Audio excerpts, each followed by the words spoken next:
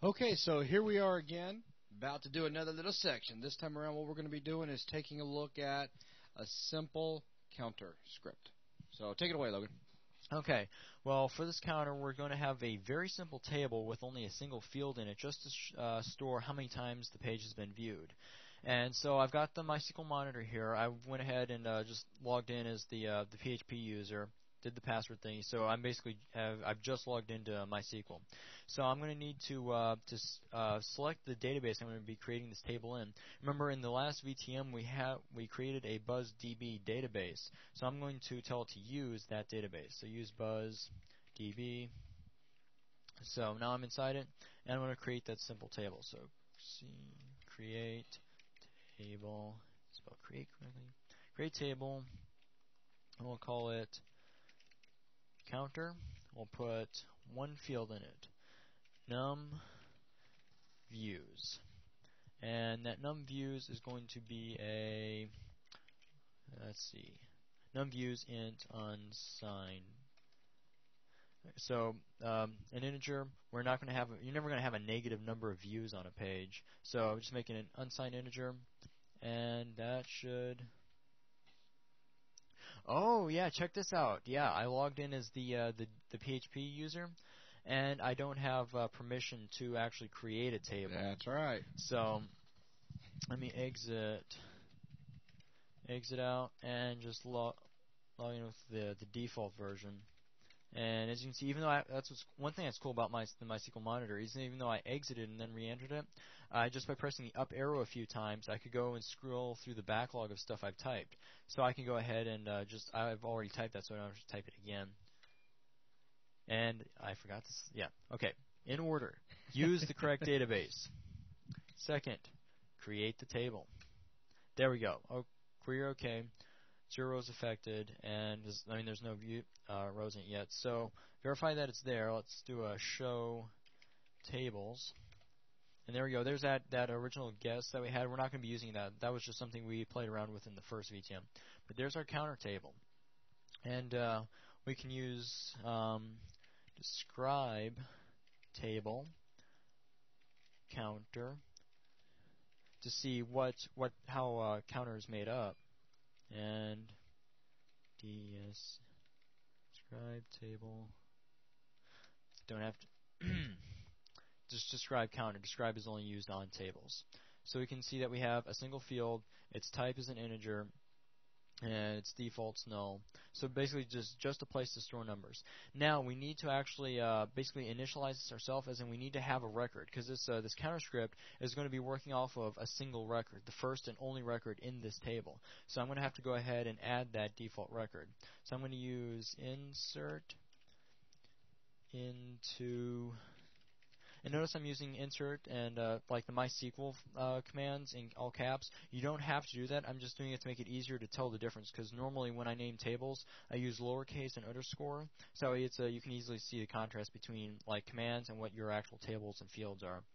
Insert into counter values, and we only have one value to put in that, and that would be num views. We're going to make that 0. So insert into counter. Now we can see that that's been added by doing a select. Again, select is how you retrieve data from a table. Select star from counter, and we see we have num views 0. So with that, we've got the table ready to go. So I'm just going to minimize MySQL here. All right.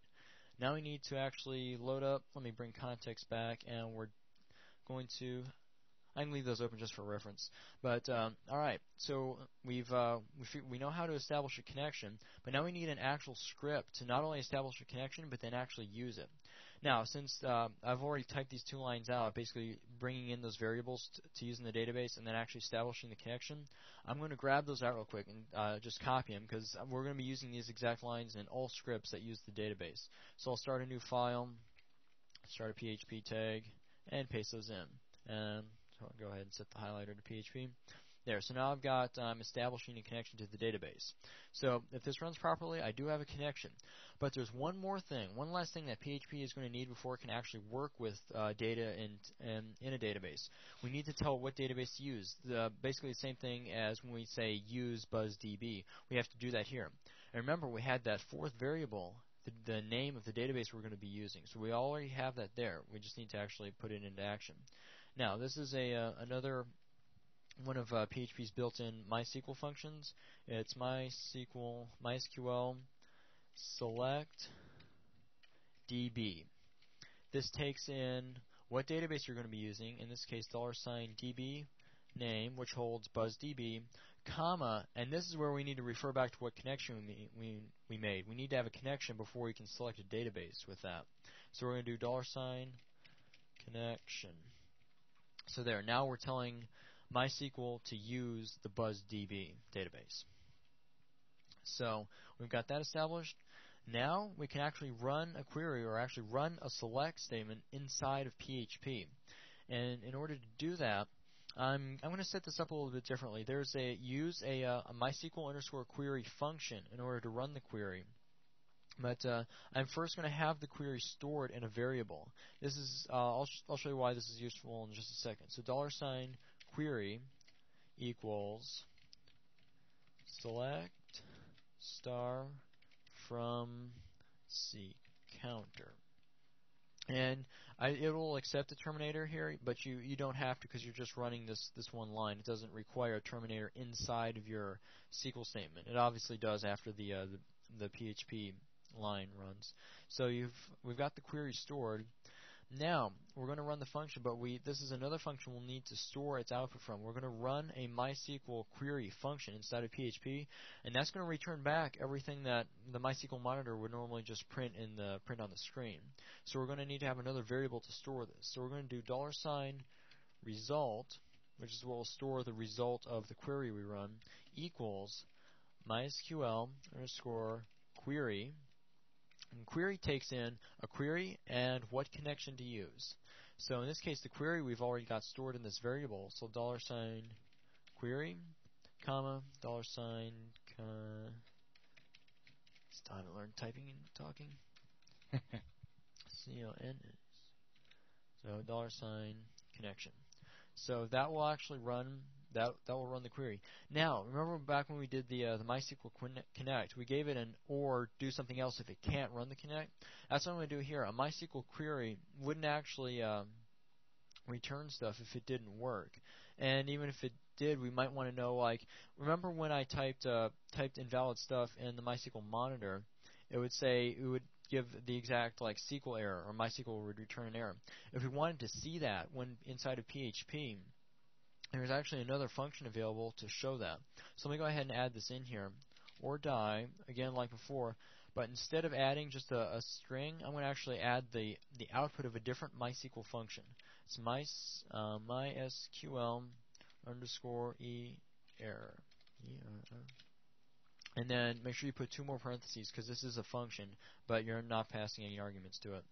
Now, this wouldn't have to be done like this. We could put this on a separate line, or not even die. We could just echo the MySQL error and keep going. But in this case, I'm just going to go ahead and stop the script if there's an error, because the rest of the script isn't going to work if this part doesn't. So it's going to try to run that query, that select star from counter, and if it can't, it's going to stop the script, exit, and tell you what the MySQL error was. So if this runs correctly, then we'll have the results of this query stored inside result. We need one last function in order to actually process that data that's been returned. And we're going to store that, because now we have like an array, or well, not even an array. It's different the way it stores the data type. But we need to be able to get just that one numViews field into a single variable. So I'll go ahead and create that variable, views, which is how we'll refer to that number we had in the database when we're working inside of PHP, equals MySQL result. So here we have another a built-in function of PHP to access MySQL. A MySQL result takes in the first argument is the result from a query. That's why we did $result equals this. You actually let me type this out first and explain it. So $result. Then, if we had multiple results, like you saw in the last VTM, we added several records to, or I think we added, well, you can have multiple records in a table, obviously. And if this select returned multiple records, you'd have to be able to tell it which record you want, like starting at 0 and then going up, which record you want to work with. In this case, we have only one, so it'll be 0. So we'll just assume that's the first one since we're only going to work with one record in this table. So we'll go to the first and only record, and we'll say we need to specify what field we want to look at. So we're going to be looking at num views. Views, plural. So what that'll do is the MySQL result takes in whatever this query returned. And notice I have $result here. You wouldn't actually have to do that. You could put this entire line up to here, this MySQL query, and run it here instead of storing a variable. It's just this keeps your code a little bit cleaner, and you can work with this differently and put the or die if you need to halt the script and see what the error was. But this, let me terminate that. So what this should do is now if this runs successfully, you have the result of this query stored in $result. But then MySQL result will take in that MySQL result, and it'll grab the first record, starting with 0 being the first, and it will grab the field num views. Whatever's in num views gets put in $views. So with that, we have $views, which in this case would be 0 because that's what we set it to. So what we need to do, okay, this is a counter. We have 0 views. So obviously, since this is running inside a PHP script, which is going to be used to generate a page, and that page is being viewed. So we need to increment that views. So $views was 0, views plus plus. So increment it. Now we've got a view if this was the first time that the script ran. So now... But by the way, just letting you guys know out there, $views plus plus is the same thing as saying, here he goes. He's going to write it out for you now. $views. I'm sure you would have rather had him explain it instead of me sit here and type. Oh, that's okay. +1. +1. Same thing. Okay, same exact thing. It's just programmers get kind of lazy from time to time. Actually, just being fast and efficient, we don't like typing so much. So views plus plus is the same thing as saying views equals views +1. Okay, so we've got that. And while I'm at it, I'm going to go ahead and write this record back because obviously that's how it's going to work. That's the whole reason why this counter is going to require a database, is it's going to need somewhere to store that number of views. And in our case, we're using the MySQL database to store it. So I'm going to go ahead and write this updated value back to the database. So I'm going to need to start another query. Actually, let me not use the query this time because you don't always have to. This is just cool for debugging. Like if this didn't work and you were trying to figure out what was wrong with it, you could go in here and say echo the $sign query. I'm not actually going to leave this in here, but if you could go and echo query to see, because like say you included variables inside this query before, like say the user has to input a number, and then it has to select that record. So that record is going to be dynamic. You need to see what's causing the error, so you can go ahead and echo out the final query and then take that apart yourself or look at it or run it or whatever. This just makes it very easy to split this whole operation up into different steps. I'm going to take that back out because we won't be using it. We'll just be looking at MySQL error if something goes wrong. So we'll do another.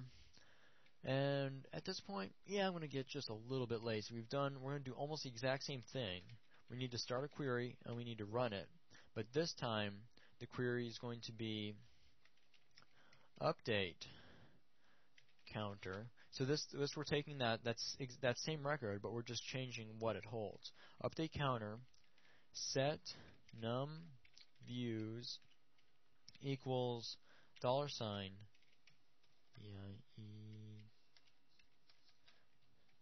Pardon typing.